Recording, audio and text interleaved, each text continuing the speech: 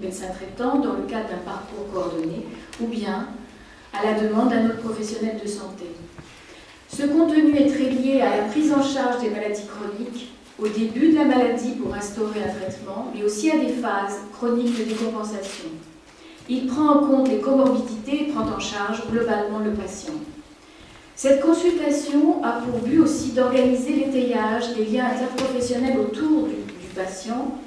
Il nécessite, et c'est souvent le cas de la psychiatrie, de la neurologie ou bien de la déclaration d'une maladie chronique de longue durée et potentiellement grave, la présence d'un tiers, que ce soit un personnel de santé, un professionnel de santé ou bien simplement la famille, le conjoint, les parents pour la pédiatrie.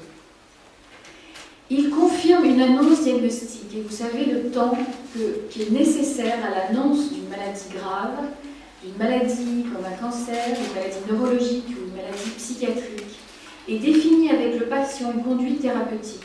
Tout ceci prend évidemment énormément de temps, d'où la densité de cette consultation.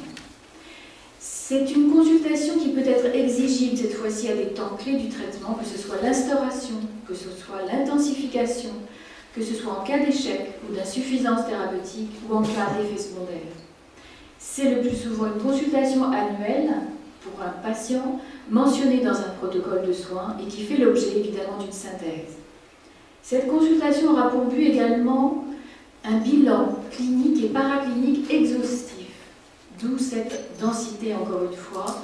C'est un temps fort de l'éducation thérapeutique. Je reviendrai sur ce chapitre au moment de l'endocrinologie parce que vous savez, je vais parler un petit peu pour ma spécialité, que nous avons été les pionniers dans les années 70 de l'éducation thérapeutique, autrement dit de l'ETP, centré sur le patient.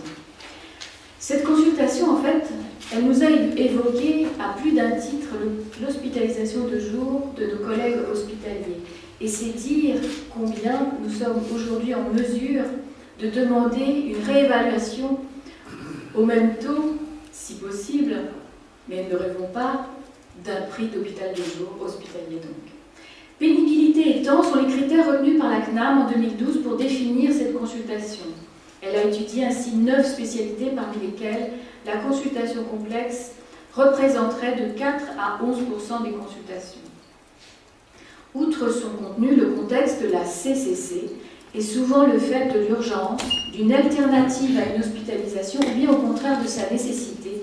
Ce sont 3 circonstances qui exigent beaucoup de temps.